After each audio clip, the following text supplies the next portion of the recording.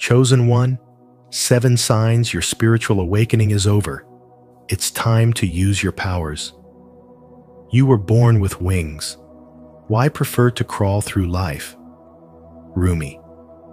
If you've been walking the path of awakening, searching for signs, questioning your purpose, and doing the deep inner work, this message is for you. The journey of awakening is not meant to last forever. There comes a time when the seeking must give way to embodying. In today's video on spiritual wisdom, we're uncovering 7 powerful signs that your spiritual awakening is complete and that it's now time to rise into your true power. Are you ready to stop waiting and start becoming? Let us know in the comments. Which sign resonates most with you right now? Don't forget to like and subscribe if you're ready to step into your next chapter. 1. The awakening has ended. Now begins the mission. You didn't awaken just to wander endlessly through the landscape of seeking. The spiritual awakening you experienced wasn't meant to be your final destination. It was merely your initiation. A door cracked open, giving you a glimpse beyond the illusion. And now, the universe is asking you to step fully into the light of your purpose. You've read the books, watched the signs, healed the wounds, and shed the masks. But awakening is not where your journey ends. It's where your mission begins. So many chosen ones become stuck in the comfort of awakening. They cling to the process like it's a destination, constantly searching for more answers, more synchronicities, more messages to confirm what they already know deep within.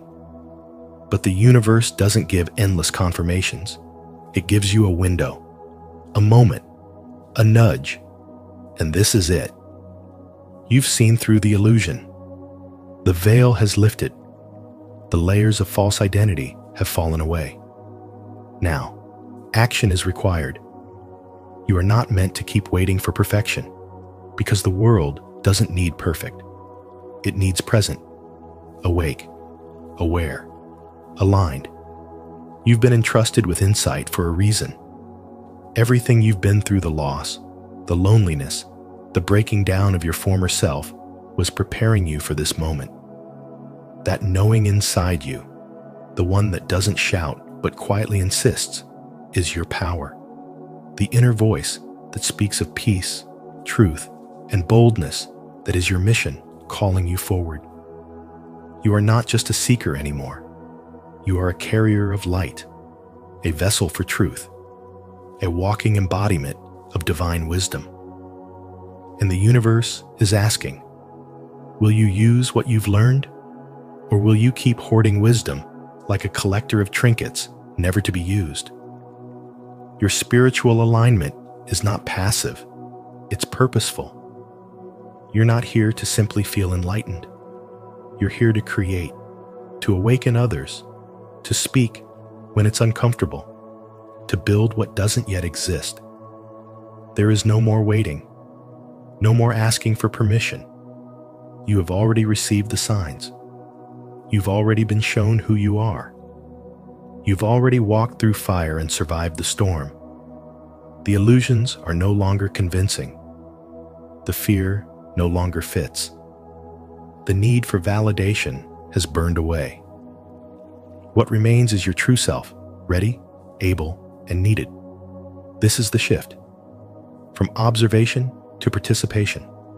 From awareness to embodiment. From vision to movement. You are the one meant to lead, not because you asked for it, but because your soul was chosen for it. You are no longer lost in awakening. You are aligned in action, and the universe is watching, ready to respond the moment you step forward in full trust. Are you ready to step into your true mission? If your awakening has prepared you for aligned action, comment below. I am ready to serve, to declare your commitment, and inspire others to rise into purpose. 2. The urgency of this moment. You've been feeling restless, for a reason. It's not anxiety, not confusion. It's your soul recognizing that you're standing at the threshold of transformation. This feeling isn't a warning. It's a signal, a sacred reminder that your spiritual awakening is no longer just a process. It's now a calling. The time for asking questions, collecting teachings, and staying in preparation mode has passed. You've already gathered the wisdom. Now, it's time to embody it. Everything you've been through, the heartbreaks, the solitude, the inner revelations, the long nights of doubt, followed by quiet mornings of clarity, has led you here. But here's the truth. Spiritual awakening is not a forever phase. It was never meant to be your destination. It was your training ground. Many stay stuck in the cycle of seeking because it feels safe. But the chosen ones know when it's time to move forward, not by force, but through full alignment with who they've become. You didn't come here just to feel enlightened. You came to live as enlightenment in action. That means speaking your truth when it's uncomfortable, trusting your inner knowing over outer noise, and embodying the peace, the strength, and the wisdom that awakening has revealed to you. This is the moment where you step into mastery, not through perfection, but through presence. In the modern world, it's tempting to think we always need more knowledge, more signs, more confirmations. But chasing more is often a subtle form of self-doubt.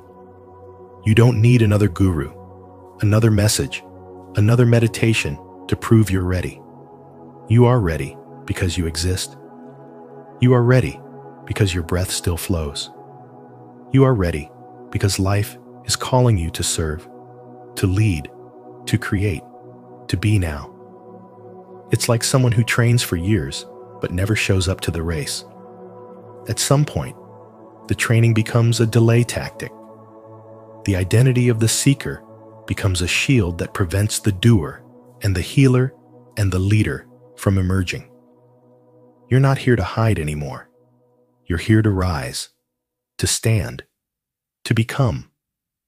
The most powerful version of yourself is not waiting somewhere far away. It's the part of you that chooses to act with purpose today. This is the difference between knowing the light and being the light, between understanding love and walking in love, between talking about alignment and living aligned. You've already crossed the hardest part. You've awakened. You've seen the truth. Now the only question left is, will you live it? Your power was never in the knowledge you collected. It's in the embodiment of that knowledge. That's how timelines shift. That's how others are inspired. That's how you fulfill the mission you were sent here to complete. The urgency you feel is divine. It's not pressure, it's presence. The universe isn't rushing you. It's reminding you. This is the moment you've been preparing for your whole life. Don't hesitate. If you feel the pull of something greater, it's because your time is now. No more waiting. No more hiding. Comment below. I am ready to become who I truly am. If you feel the urgency of stepping fully into your power. 3. Awakening was meant to shake and rebuild you. Awakening was never meant to be a permanent state. It was designed to burn away everything that wasn't truly you. Your false identity, your need for external validation, your programmed fears. It came to shake your foundation, not to destroy you, but to rebuild you from the soul up. You were never meant to live in the fire. You were meant to walk through it, rise from it, and carry its light. But many get stuck. They confuse the path of awakening with the destination. They keep reading, listening, meditating, waiting for some ultimate sign that they are finally ready. But that sign is already within you. The constant seeking becomes a trap, a distraction dressed up as spiritual growth. There comes a point when you must stop consuming and start creating. You didn't awaken just to sit in stillness. You awakened to move energy, to shift realities, to live in alignment with the truth you now know. Your soul was never meant to be a passive student of wisdom. It came here to apply it. All the knowledge you've absorbed, the pain you've processed, the illusions you've shed, they were never the end goal. They were preparation. You are not here to only hold light. You are here to embody it. It's time to become the message you've been listening to, the healing you've been chasing, the strength you've been searching for. You are the answer to someone else's prayer. You are the light at the end of someone else's tunnel. But the world cannot receive what you refuse to release. Creation is your next step. Whether it's writing, speaking, leading, or simply showing up in your authenticity, this is how your power activates. This is how you shift from awakening to embodiment. This is how you move from knowing the truth to living it. The fear will still whisper. It will tell you you're not ready. But readiness isn't a feeling. It's a choice. The ego seeks perfection. The soul moves with purpose. You are ready because you've been called. You are ready because you've been through the fire. You are ready because the world needs what you carry. So no more waiting, no more questioning, no more shrinking to fit an old version of yourself. Awakening shook you for a reason, but now the shaking is done. It's time to step forward, to use your power, to become the embodiment of all that you've learned. The season of seeking is over. The season of becoming has begun. If this message stirred something in you, leave a like, subscribe to the channel, and turn on the notification bell so you never miss powerful insights like this. It's time to stop consuming and start creating your truth. Comment below. I am ready to rise and build my true self. 4. You were chosen for a purpose. You were chosen for a purpose. Not by coincidence, not by accident, but by divine intention. Your awakening wasn't random. It was a spiritual assignment, a call to remember who you truly are beneath the noise of this world. You didn't just wake up to feel enlightened. You woke up to become a force of transformation. The spiritual shift happening across the planet isn't just something you observe, it's something you're meant to help lead. And this leadership doesn't come from ego, power, or control. It comes from alignment, embodiment, and courage. You were called because your soul said yes, long before your mind understood what it meant. You were never meant to wait for angels, guides, or mentors to hand you the answers. They are here, yes, but their role is to nudge you, not carry you. Their whispers can remind you, but they can't act on your behalf. Only you can do that. Only you can stand up and say, I am ready to rise. The chosen ones are not chosen to be passive. They are chosen to step forward when it's inconvenient, to walk in truth when the world prefers illusion, to shine when darkness demands silence. You're not here to wait for signs, you're here to be the sign. There comes a time when learning must give way to doing, when knowing must transform into becoming. This is that time. You've learned the lessons, seen the synchronicities, gone through the fire of growth. Now the question is no longer, what is my purpose, but will I live it? The world is aching for those who are spiritually awake and spiritually active. Not perfect, not all-knowing, but available, willing to use their voice, their energy, their presence as a vessel of light. You don't have to save the world, but you do have to show up for the piece of it that was assigned to you. living your purpose is not about striving. It's about surrendering to the truth that already lives inside you. When you stop waiting for the right time and start walking in divine time, doors open. Clarity finds you. People are moved by your energy because it's real, not rehearsed. You were chosen because you were built for this. Your pain taught you empathy. Your isolation trained your discernment. Your setbacks gave you resilience. You are not behind. You are right on schedule. No one can activate your mission for you. No one else can speak your truth. This responsibility is sacred. You were not chosen to stay hidden. You were chosen to embody the shift. The awakening was just the beginning. Now, it's time to rise and become what you came here to be.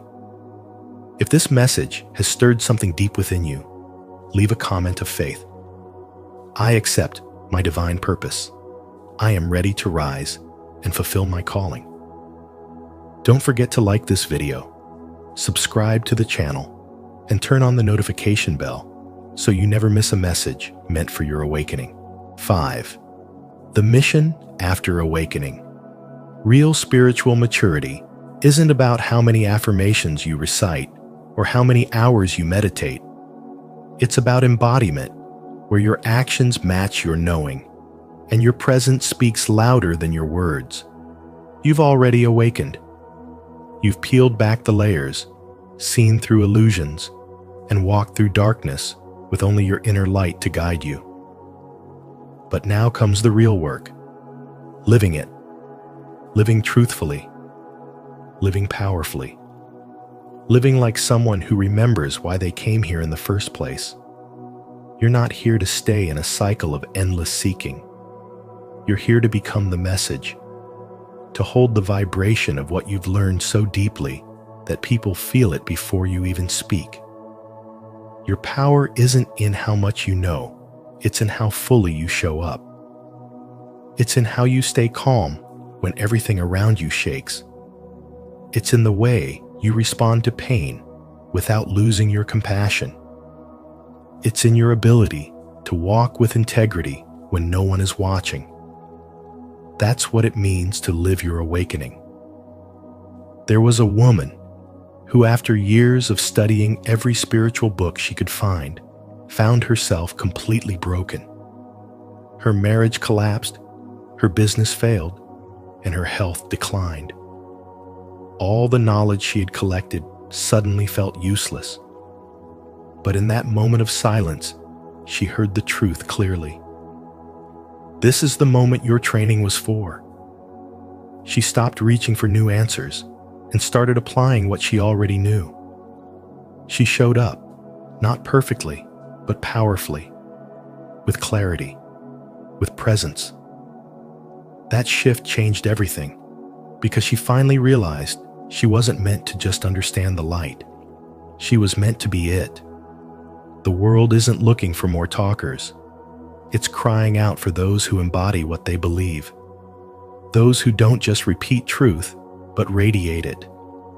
Those who can walk into a storm and still be calm. You've been chosen for this. Not to hide your light, but to let it lead. Not to wait for more confirmation, but to trust what's already inside you.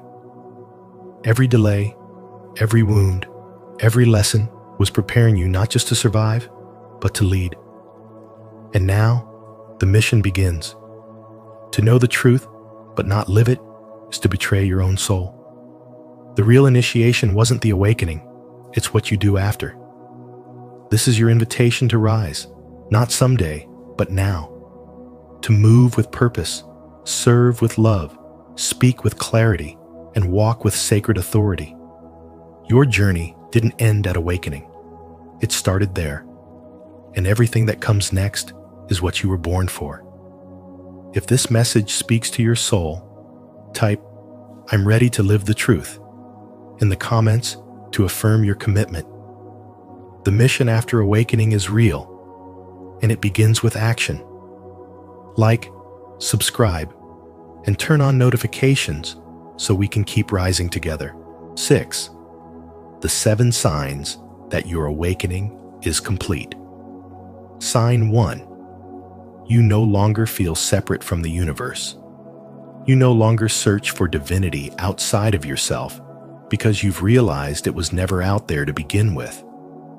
The longing to connect with something greater has transformed into the deep knowing that you are that greatness in human form. This is not an intellectual belief. It's an embodied truth. You feel it in your breath, in the space between thoughts, in the quiet awareness that watches everything but resists nothing. You feel oneness with all that is not as a poetic idea, but as a living presence. The trees, the wind, the laughter of strangers, even the silence between words, all of it feels like part of you now. You've stopped labeling experiences as good or bad because you've seen the divine thread that weaves them all together. Peace is no longer a goal on the horizon. It flows from you, quietly and naturally, like sunlight through an open window. Resistance dissolves. You no longer fight against the unfolding of life because you've tasted the freedom of surrender. The need to prove yourself, fix everything, or force outcomes fades. You let go, not because you've given up, but because you've awakened to the deeper intelligence that governs all things.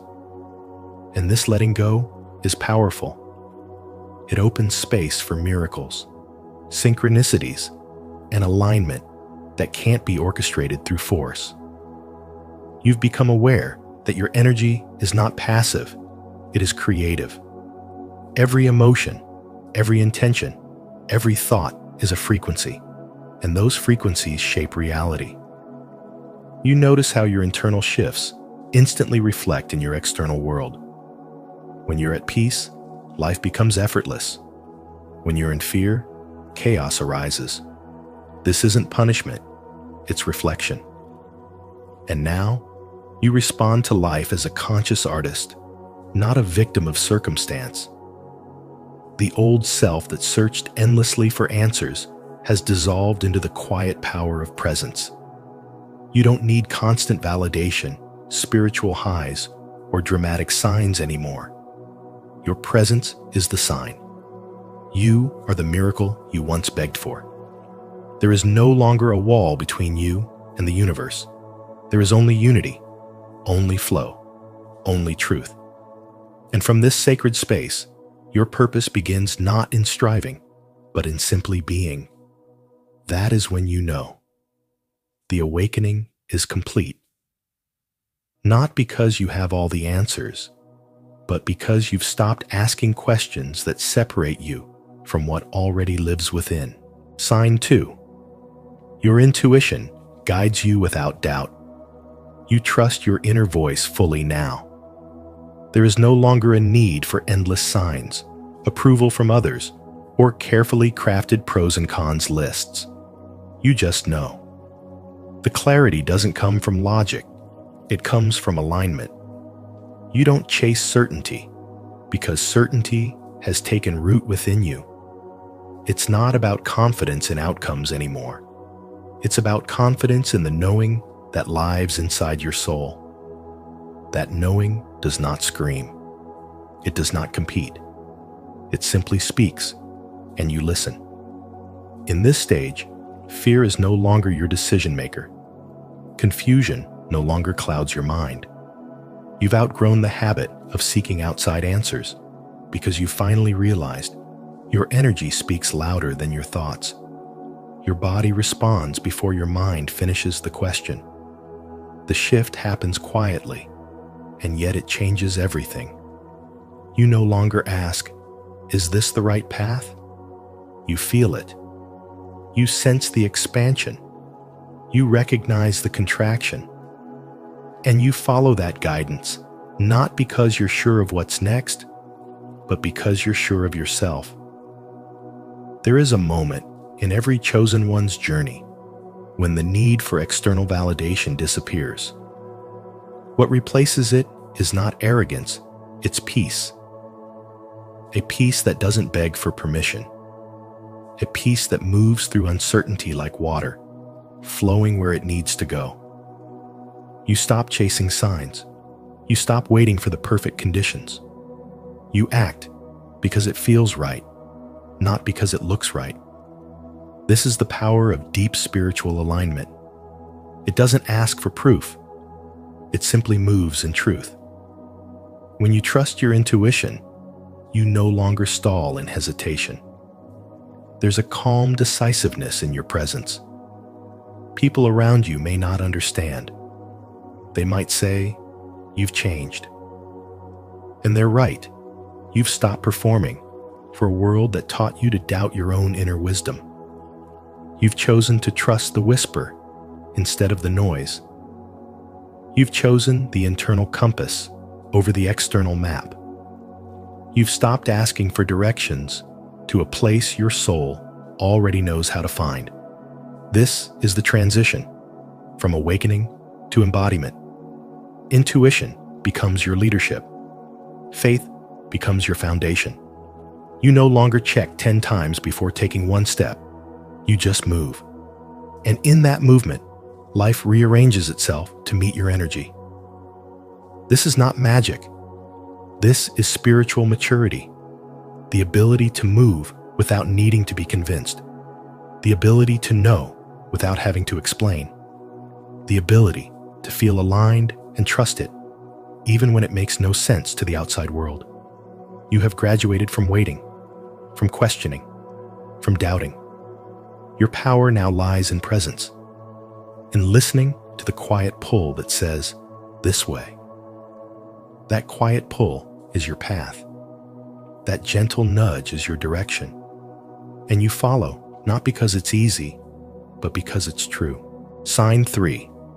Material desires no longer control you. You no longer chase money, status, or validation because something deep inside you has awakened. You've outgrown the need to impress others with what you wear, what you own, or how much you earn. Your soul no longer feeds on attention. Instead, you find nourishment in alignment. Material things can still bring you joy, but they no longer define you. They no longer pull you into cycles of overworking, proving, or pretending. You've remembered who you are beyond the brands, the titles, the applause. This is the sign of true transformation. When you stop chasing, you start attracting. This is how the law of attraction really works. It responds not to your desperation, but to your vibration. The energy you carry now speaks louder than your words. You've chosen peace over pressure, purpose over possessions. The old version of you needed more just to feel enough. But now, you are enough, with or without more. And from that place of wholeness, abundance flows to you with ease. You've discovered that fulfillment isn't found in what you accumulate, but in how deeply you align. No amount of luxury can compare to the richness of inner peace. No praise can replace the still voice of your spirit saying, "I am home." You've realized that manifestation is not about owning everything, but about owning your truth. Your energy is the currency now. And when you spend it on what's real, gratitude, growth, presence, the universe multiplies your return. You are no longer a servant to material desires. You are the master of your reality. Your spiritual awakening has taught you to see through illusions. You now walk with power, but not the kind that shouts. It's a quiet, magnetic power rooted in detachment and clarity. And because of this, life meets you differently. Opportunities show up, not because you hustle, but because you're in harmony. People feel your calm, your focus, your light, and they're drawn to it. This is freedom. You're not running after things, hoping they'll complete you. You're standing still in your truth, and all that's meant for you begins to arrive.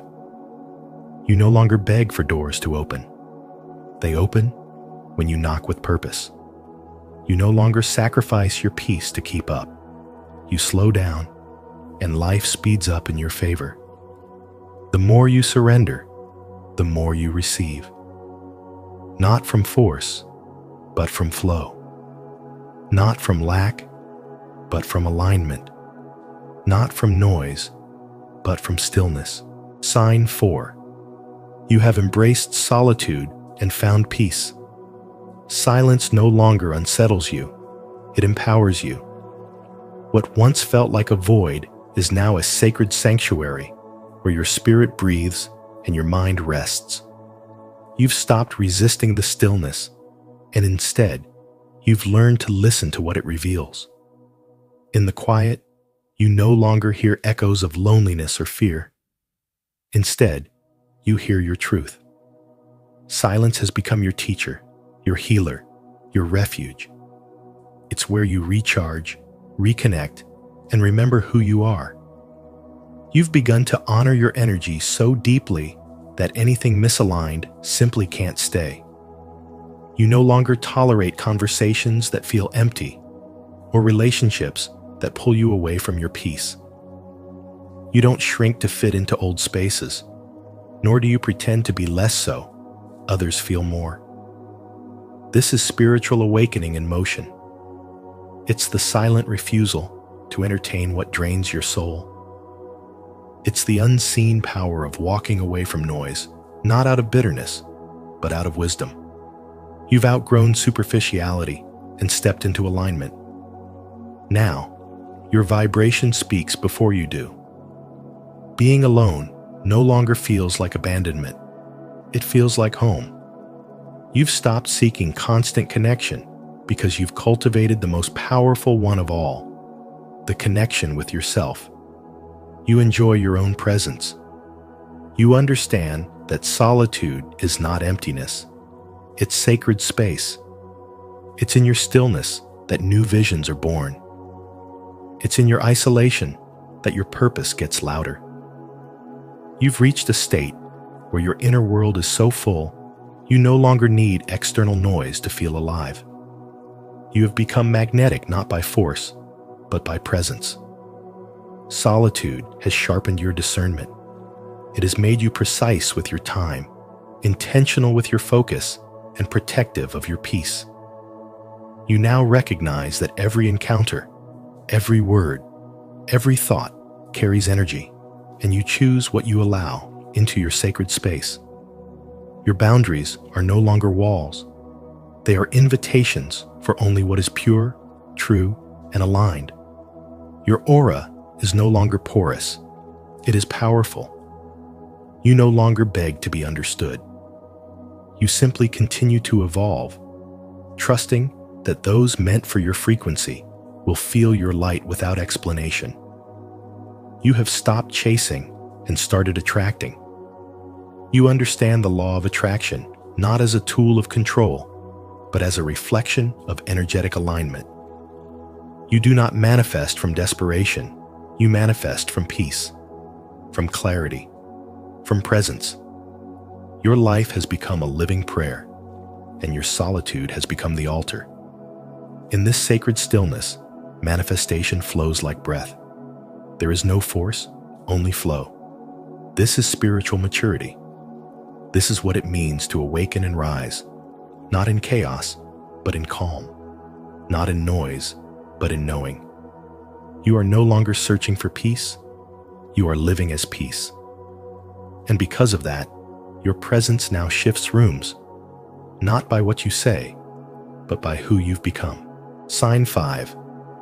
You naturally attract people who need your light.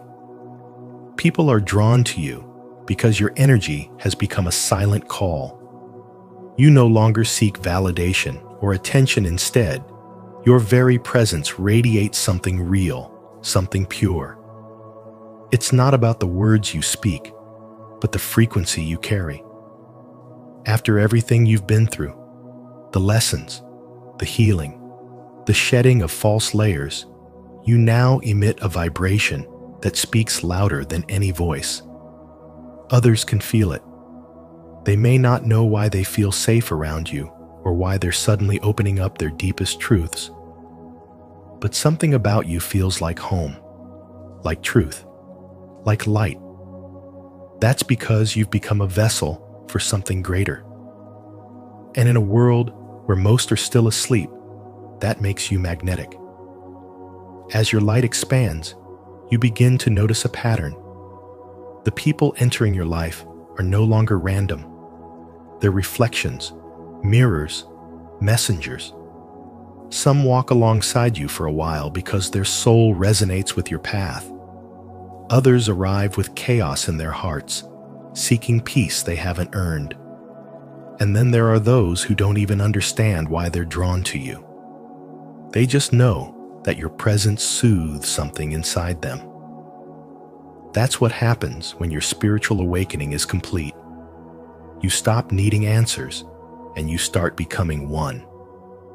You attract not because you try, but because you are. Energy doesn't lie. But the truth is, not everyone who is drawn to your light is worthy of it. Some come to take, to drain, to feed off the peace you've built with blood, sweat, and sacred tears. These are the ones who haven't faced themselves yet. They want your frequency without doing the work to raise their own. And this is why your next step, now that your awakening has matured, is to master spiritual boundaries. You cannot pour into everyone. Your light is powerful, but it's also sacred, and sacred things must be protected. You must learn to say no, to walk away, to shield your peace like a priceless treasure. Because it is. There's a woman who used to give all of herself to everyone, friends, students, even strangers. Her presence felt healing to others, and they would come to her, uninvited but desperate for light. At first, she thought this was her purpose to be the light for others. But over time, she began to feel drained, disconnected, even resentful. That's when she realized, being the light doesn't mean you set yourself on fire to warm others. She learned to protect her energy, to only give from a place of overflow, not obligation. And from that space, her light didn't fade, it grew stronger. You've reached that point now. You're not here to save everyone. You're here to be the frequency that reminds others of their own power. Your energy has become a transmission, a signal for those ready to rise. So guard it, own it, and understand this. Your presence is no longer just a gift, it's an invitation. But only those with the courage to honor it should be allowed through the door. Sign 6. You can see through deception and illusions. You can now sense deception with a kind of spiritual precision that wasn't available to you before. Lies feel heavy in the air. Manipulation stands out like flashing lights. Even the subtle illusions embedded in society's systems, media, politics, expectations no longer have power over your mind. You don't just see things on the surface anymore. You see through them. What used to confuse or control you has lost its grip. And that's because your inner truth has grown louder than the world's noise. You are no longer ruled by fear-based control systems. Fear may still exist around you, but it doesn't live in you anymore. You don't respond to the fear-mongering headlines, the emotional manipulation from others, or the energetic pressure to conform. You've unplugged from the frequency of fear and tuned into the higher vibration of truth. Now, your compass is clarity, not panic. Your guide is intuition, not anxiety. The way you make decisions has changed entirely. You're not influenced by peer pressure, social approval, or programmed reactions. Instead, your choices come from inner alignment. You know when something feels off, even when others call it normal. You pause. You reflect. You listen to that voice inside that says, This isn't right for me. You walk away without guilt. You say no without explanation. You protect your peace like it's sacred because now you understand that it is. Seeing through illusion also means seeing through fear itself. You've realized that most fear is manufactured, an energetic fog meant to distract you from your power. But you've walked through that fog and found clarity on the other side. And with that clarity comes freedom. You no longer live in reaction mode. You live with intention. You no longer seek safety and approval. You find safety in presence, in energy, in knowing who you are and who you were sent here to be. The most powerful shift is this: you no longer believe the world outside of you has more authority than the truth inside of you. That realization changes everything. You're no longer searching. You're embodying. You're no longer waiting. You're moving. What once scared you now fuels you. What once confused you now empowers you. The illusions fell away, and what remained was your power, your vision, your voice. And now, you use that power. You speak when it's uncomfortable. You stand tall when the world wants you to shrink. You live from the soul, not the script. This is what happens when awakening ends. It transforms into embodiment. You don't just talk about light anymore. You become the light. And that light exposes everything false, not to shame others, but to awaken them too. Because when one chosen one sees through illusion, the energy ripples. When one soul stops fearing fear, it shifts the atmosphere. When you choose truth over comfort, you show others what's possible. You didn't come here to be passive. You came here to break patterns, to radiate higher frequencies, to manifest a reality rooted in love, sovereignty, and spiritual wisdom. You came here to see through the dark and still choose the light. And now, you are doing exactly that. Sign 7. You feel a strong call to step into your mission. You no longer think about your purpose. You feel it vibrating through every part of your being. It's not a mental exercise or a philosophical question anymore. It's a living truth that wakes with you in the morning and follows you into the night. You feel called not by logic, but by something sacred and beyond words. This pull isn't casual or convenient. It's urgent, divine, and unmistakable. You're no longer seeking signs because the feeling itself is the sign. It lives in your gut, in your chest, in your bones. The days of observation are over. Watching, waiting, analyzing it doesn't satisfy your soul anymore. A restlessness has grown inside you, not from lack, but from fullness. You've learned, you've healed, you've awakened, and now that wisdom wants to become action. You can't stay still. You weren't built to stay still. There's a fire rising inside of you that won't be tamed by passivity. You're ready to step forward, not because you know every detail of the path, but because the silence of inaction has become louder than the fear of failure. Even without certainty, you feel ready. You may not have all the steps laid out. You may not have perfect clarity or external validation. But something in you knows. This is the moment. You've stopped asking for permission and started walking with intention. You're no longer looking for external proof. You've become your own confirmation. The knowing within you is stronger than the questions around you. And even in uncertainty, you are grounded in trust. That trust is your foundation. That inner fire is your compass. Every day, the mission calls to you louder, and you no longer ignore it. You understand now that being chosen doesn't mean being perfect, it means being willing. Willing to show up, willing to risk, willing to be seen. You're no longer just a student of awakening. You are the embodiment of its completion. You've shifted from absorbing light to radiating it. You've stopped consuming truth and started living it. This is your moment of transition, your turning point from the seeker to the one who serves. What once felt like a distant calling now feels like a command from the soul. You don't need all the answers. You need only to take the next faithful step. You were never meant to awaken just to stay awake. You were meant to awaken so you could rise, lead, heal, and create. The time is no longer someday. The time is now. As we uncover these 7 signs, take a moment to honor how far you've come on your spiritual path.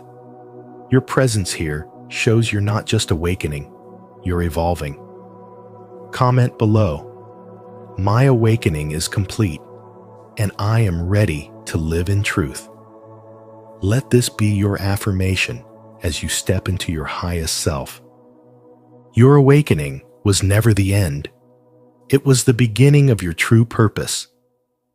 Now, it's time to embody everything you've learned and use your gifts with confidence. The world needs your light more than ever. If this message resonated with you, don't keep it to yourself like this video. Share it with someone who needs to hear it, and subscribe to Spiritual Wisdom for more powerful insights. And don't forget to turn on the notification bell so you never miss a moment of your soul's journey. Your time is now. Step forward. Shine boldly. Carl Jung's warning about empaths. It's darker than you think. Until you make the unconscious conscious, it will direct your life, and you will call it fate. Carl Jung. At Spiritual Wisdom, we believe that awakening begins with awareness. And for empaths, that awareness often feels like both a gift and a burden.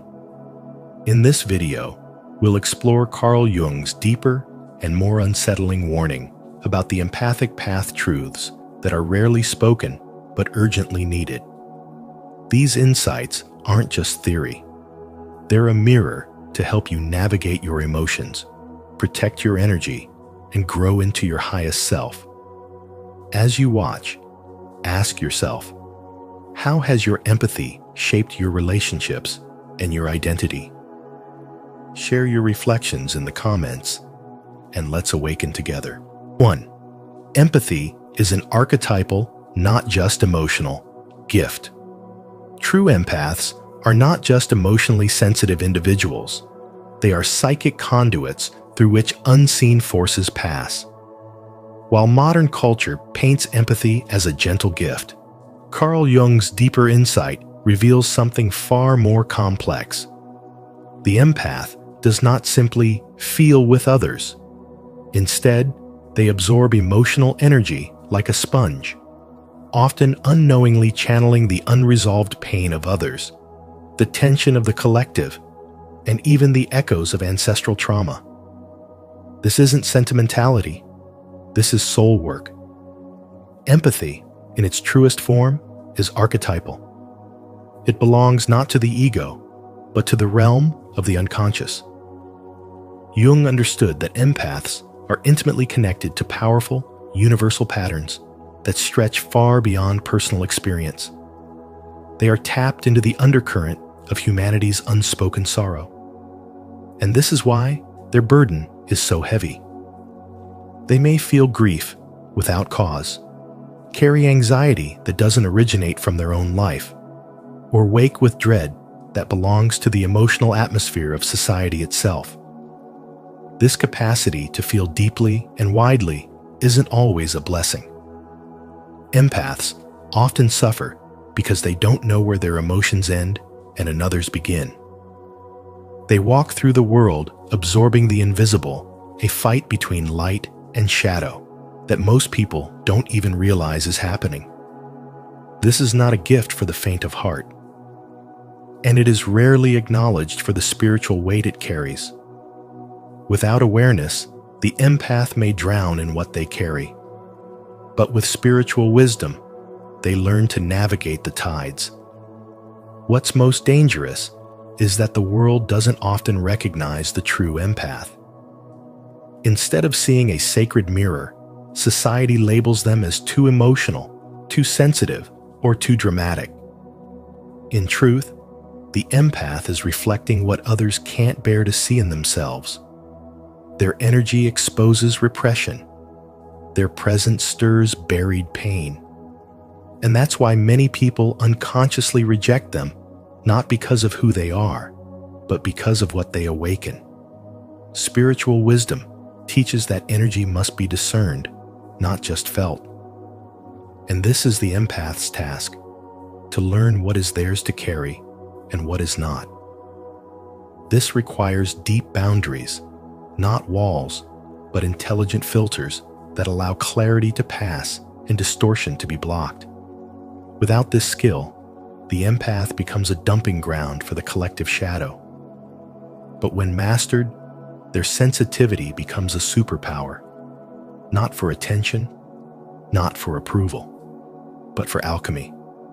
The empath is not here to be comfortable. They are here to transform pain into presence, emotion into awareness, darkness into light. That's the deeper role Jung pointed to. Not the romanticized empath, but the archetypal vessel. And if one does not understand this role, they risk being consumed by it.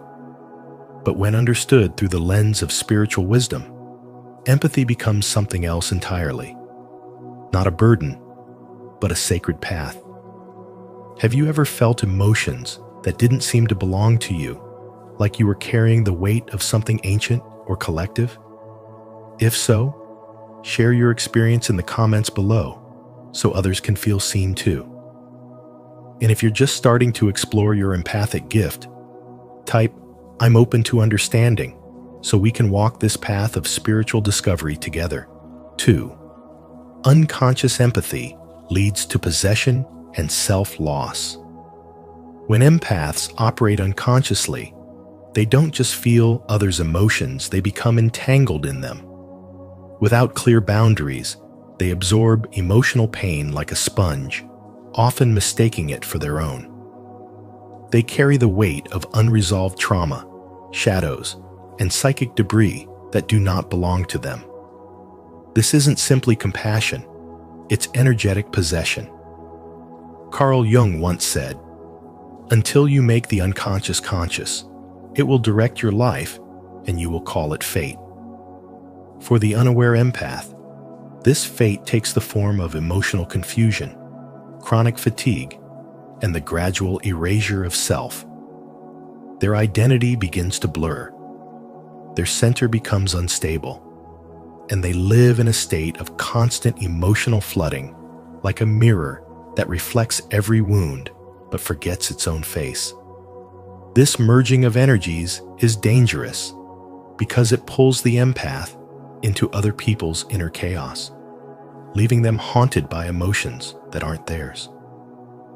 These inner disturbances often surface in dreams, mirrors that twist their reflection, caves that trap them in darkness, and ghost-like figures symbolizing energies that need release.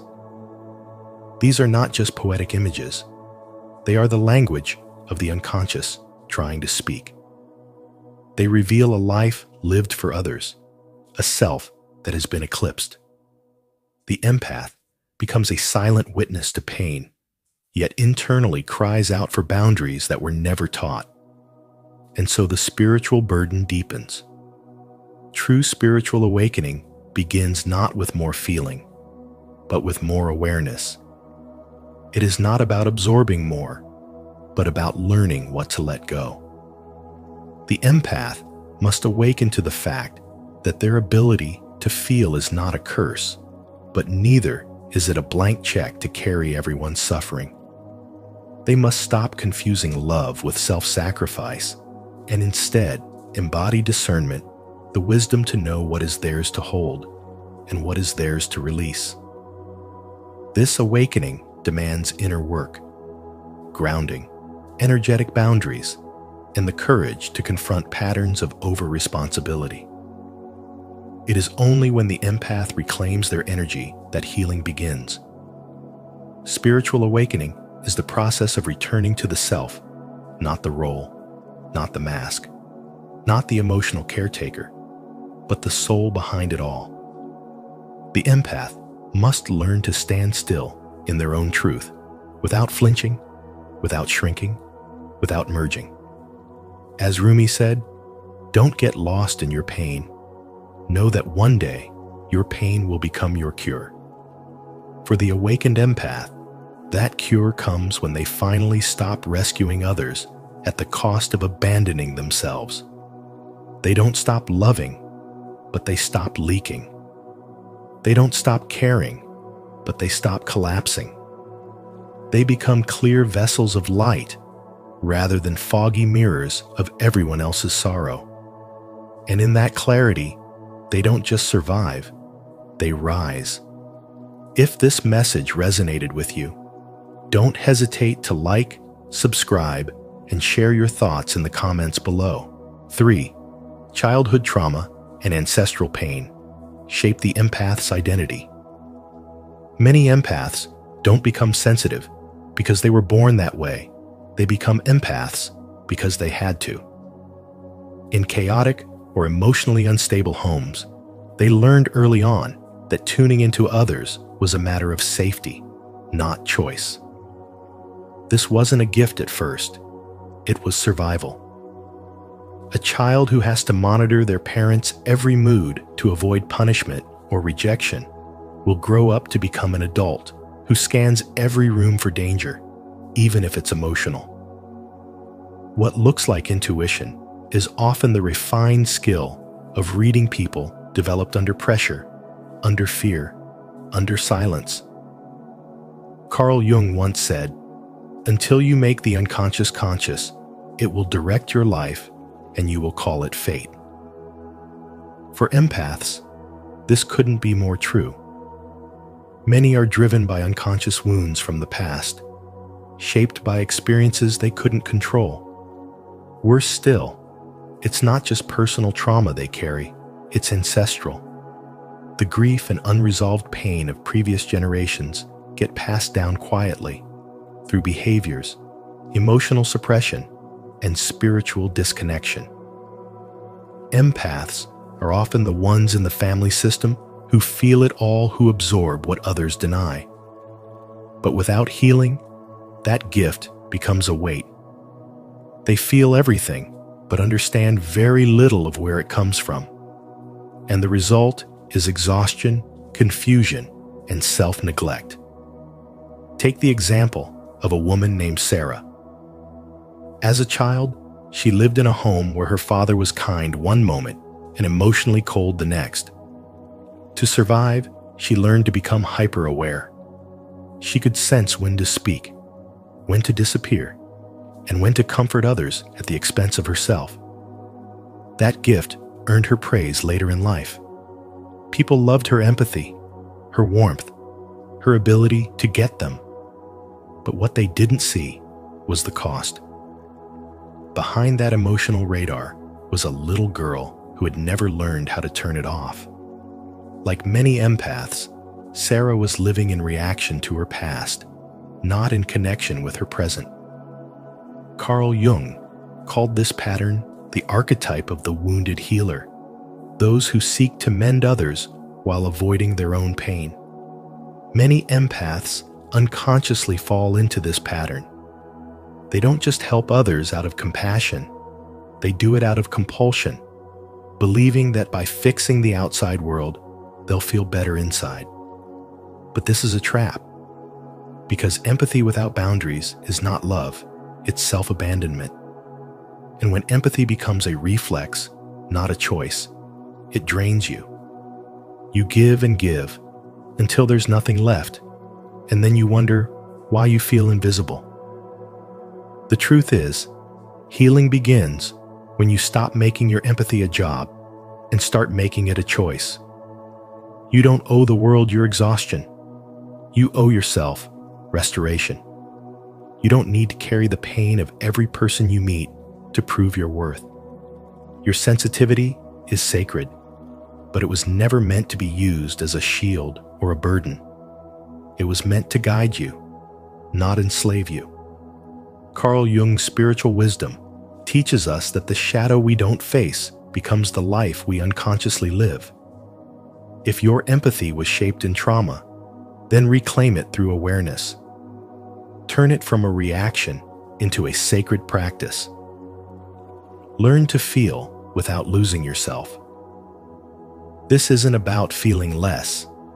It's about feeling wisely. Do you feel this truth in your bones? If you do, declare it boldly in the comments. I am healing generations through my empathy. 4. The shadow side of empathy must be confronted. Empathy can be a quiet disguise for the ego. Beneath the surface of care, there often lies a deep, unspoken need to be seen as important, to be irreplaceable, to be the one others cannot do without. This craving to help can become less about love and more about control. And what appears as compassion can be a silent strategy to escape our own wounds. Carl Jung understood this paradox deeply, that even our most admired traits have a shadow side. When we give endlessly, we may tell ourselves it's because we care, but sometimes we give because we're afraid to look within. Overhelping becomes a pattern. It looks like love, but it's laced with fear. It's the fear of not mattering unless we're needed. It's the avoidance of our own inner pain by fixing everyone else's. And when this happens, empathy no longer serves healing. It serves ego survival. We become emotionally entangled, mistaking sacrifice for virtue and self-erasure for devotion. In truth, we are often trying to soothe ourselves by saving someone else. This kind of empathy is exhausting. It drains the soul because it's not rooted in wholeness, but in fragmentation. We overextend. We absorb pain that's not ours to carry. We merge so deeply with others' suffering that we forget who we are.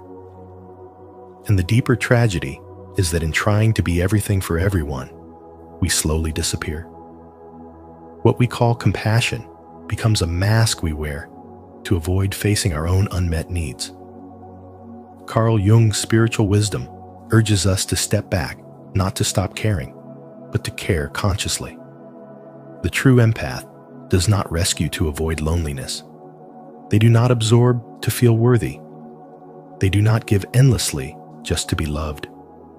Instead, they learn to hold space without losing themselves. They recognize when their helping is actually hiding. They set energetic boundaries not out of coldness, but out of clarity. Empathy without boundaries becomes codependency. Compassion without awareness becomes emotional manipulation. This is the dark side that must be acknowledged. It is only when we confront these truths that our empathy transforms into power, not the power to fix others, but the power to remain rooted in our own center while still offering love. Jung teaches that everything we do, even the good, must be examined through the lens of self-awareness. Because healing isn't about giving all of ourselves away, it's about becoming whole within, so that what we offer is clean, free, and conscious. The real spiritual wisdom is this: empathy is not just about feeling what others feel. It's about knowing when the feeling isn't yours to hold. If you're ready to confront the shadow side of your empathy and reclaim your true self, comment below. I choose truth over illusion. Let's walk this path of self-awareness together. 5. The true empathy requires boundaries and inner strength. True empathy is not about becoming a sponge for other people's emotions. It's not about soaking in pain until you can't tell where their suffering ends and yours begins. That is emotional fusion, not compassion. Real empathy is witnessing without merging. It's the art of holding space for another soul while remaining anchored in your own. It's saying, I feel you, but I am not you. And that one sentence marks the beginning of a spiritual awakening. Because to awaken is not simply to feel more, it is to see more clearly, to recognize where your energy ends and someone else's begins. Without that clarity, empaths are not gifted. They are exhausted, drained, dissolved into the chaos of the world around them. Carl Jung once said, "The most terrifying thing is to accept oneself completely." That includes the part of you that wants to help, heal, and hold everyone, but also the part that must say no. Boundaries are not selfish. They are sacred. They are spiritual muscles, forged through discernment and self-trust. A sponge absorbs everything indiscriminately, but a sovereign vessel chooses what it allows in. An empath who is awakened is no longer a victim of energy. They are a guardian of it. Sensitivity is not a weakness. It is a raw perception. But when untrained, it becomes suffering. You can't save others by losing yourself. Empathy, without grounding, becomes self-erasure. But empathy with inner strength becomes a force of healing. You don't need to become harder. You need to become clearer. Clear about your limits. Clear about your role.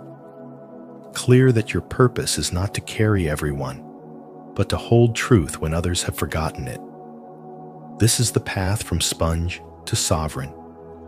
The journey from drowning in emotion to becoming a vessel of divine clarity. It is spiritual wisdom in action, the awakening of selfhood, not the denial of it. The more you know yourself, the less likely you are to confuse someone else's chaos for your responsibility. The world doesn't need more people who feel everything. It needs more people who feel deeply and still remain rooted. That is true empathy. That is spiritual awakening. Don't forget to subscribe for more spiritual wisdom on transforming empathy from emotional overload into grounded strength and sacred boundaries. 6. Conscious empathy is alchemical and transformative. When an empath awakens, something profound happens. They stop being overwhelmed by the emotions of others and begin transmuting that pain into wisdom. No longer a passive vessel for suffering, the conscious empath becomes a living mirror, not of wounds, but of possibility. They begin to reflect strength, insight, and clarity instead of absorbing confusion and emotional weight. This is the alchemical power of conscious empathy, the kind Carl Jung hinted at when he said, "Knowing your own darkness is the best method for dealing with the darkness of other people." Instead of rescuing others and losing themselves in the process, awakened empaths learn to hold space. They guide through presence, not control. They love without attachment, without draining their spirit. Their empathy no longer burns them out. It lights the way for others. Jung understood that the unconscious drives most human behavior. And so, when a conscious empath reflects someone's truth back to them, they disrupt the patterns that keep that person asleep. Their presence alone can awaken hidden potential because they've done the work to awaken their own. This kind of empathy requires deep inner strength. It is not soft and fragile. It is sharp, clear, and rooted. It's the kind of empathy that sees through projection, through manipulation, through performance. A conscious empath can feel everything and still remain centered.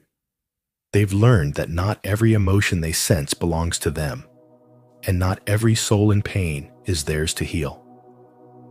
Take Jenna, for example. A nurse and a natural empath, she spent years absorbing the pain of her patients. Every night she came home drained, thinking that this exhaustion was simply part of being a good person. But after stumbling upon Carl Jung's writings and beginning to explore the unconscious roots of her behavior, she realized that her empathy had become martyrdom. She began to build boundaries not as walls to shut others out, but as sacred containers to preserve her energy. She stopped identifying with pain and started channeling it into presence. Today, she still feels deeply, but she no longer drowns. She reflects strength because she has claimed her own. Empathy without consciousness is chaos. But empathy fused with self-awareness becomes spiritual clarity. It transforms reactive emotion into intentional connection. It stops being about taking on the burdens of others and starts being about illuminating the truth within them. This is what Carl Jung meant when he said, "Until you make the unconscious conscious, it will direct your life and you will call it fate." True empathy is not sacrifice, it's transmutation. And when you learn to feel everything without losing yourself, when you choose presence over performance, you don't just heal, you become the healer. You don't carry the weight of the world, you carry the light that helps others see their own. If this message resonated with your soul, leave a comment of intention.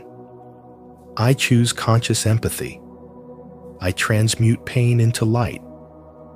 And don't forget to subscribe for more spiritual wisdom on walking the path with clarity, strength, and love. 7.